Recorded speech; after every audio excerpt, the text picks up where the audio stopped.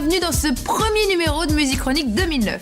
Pour commencer en beauté cette nouvelle année musicale, le retour aux sources de Robbie Williams, les confidences de Hugh Coltman et aussi les grandes sorties d'albums qui nous attendent pour les 12 mois à venir.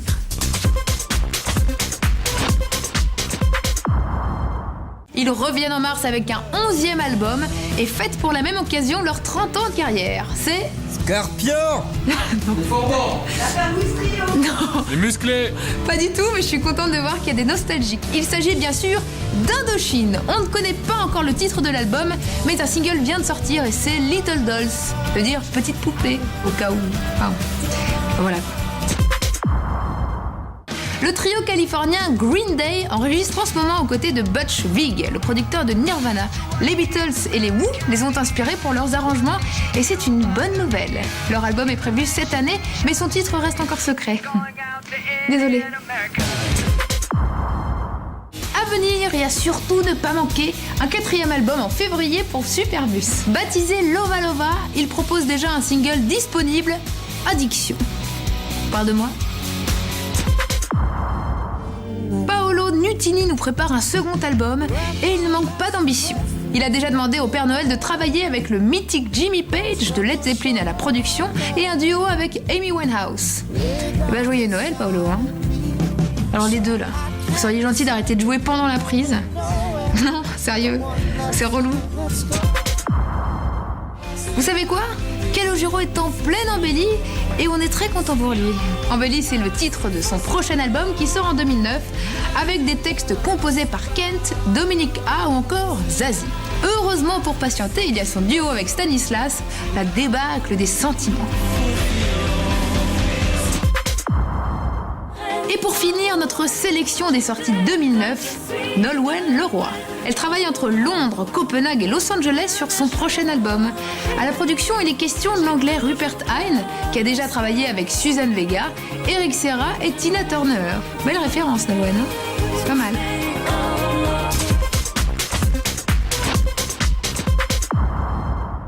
Hugh Coltman, c'est le coup de cœur. Je l'ai voulu et je l'ai eu. Merci W9 parce que c'est un beau cadeau. Bonjour Hugh Coltman. Bonjour. Et bienvenue dans Musique Chronique. Ton album s'appelle Stories from the Safe House.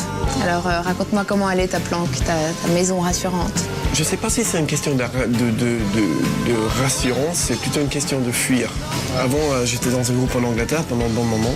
Et il y avait un moment où je sentais vraiment que le groupe n'allait plus dans mon sens. Mais le problème, c'est que je savais pas ce que c'était mon sens, quoi. J'écoutais énormément de musique, mais en fait, ça m'a pris un long moment.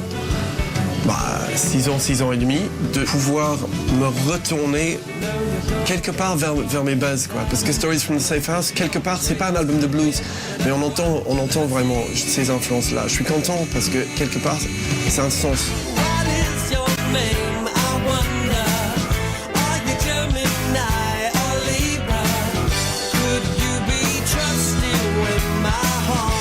Dans ton album, on sent vraiment un côté old school, presque nostalgique, sans jamais être plombant, bien sûr, mais c'est voulu, c'est cette patte-là que tu as voulu apporter. Dans le son, il y avait plusieurs références que j'avais, dont un est assez moderne d'ailleurs, mais le son, peut-être pas super moderne, c'est les albums de Madeleine Perrault, que je trouve que, je sais pas si vous connaissez, mais je trouve que elle chante magnifiquement bien et les productions des albums, il est juste magnifique, quoi. Après, complètement autre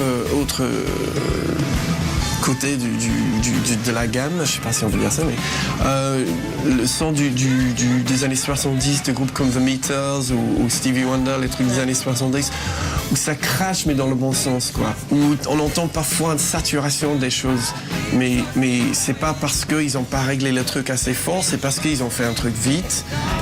Et ils ont enregistré et le mec il mettait tellement de patates, il était tellement dedans qu'on est envahi par sa volonté, quoi. Et on s'en fout des petites imperfections de son. Il y a du blues, il y a du jazz, il y a de la folk. Est-ce que c'est une volonté de varier les styles ou est-ce que de la même manière qu'on choisit la robe qui va mettre le plus en valeur une femme, on va choisir la musique qui va mettre le plus en valeur les textes? C'est pas du tout volontaire. Le premier truc que j'ai fait, c'était ça. Parce que c'est le même forme d'accords, on n'est pas obligé de changer. Et je fais ça. Et puis après, c'est de là où vient le morceau 16.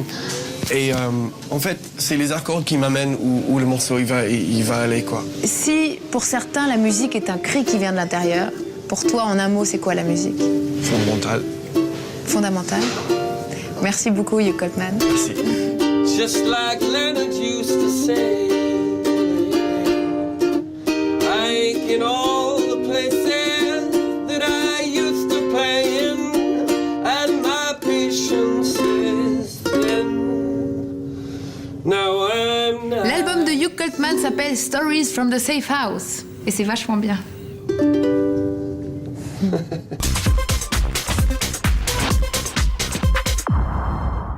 Après avoir quitté le boys band Take That en 95, conduisant le groupe à sa perte, Robbie Williams a brillé dans une carrière solo qui a fini par ne plus briller du tout. Au même moment, Take That se reforme et cartonne avec un nouvel album et une tournée triomphale. Et bah devinez quoi, Robbie envisagerait de réintégrer le groupe et s'est même fait tatouer Take That sur le bras. Eh, Robbie c'est un petit joueur, regardez. Ça c'est du tatouage ça. Eh ouais.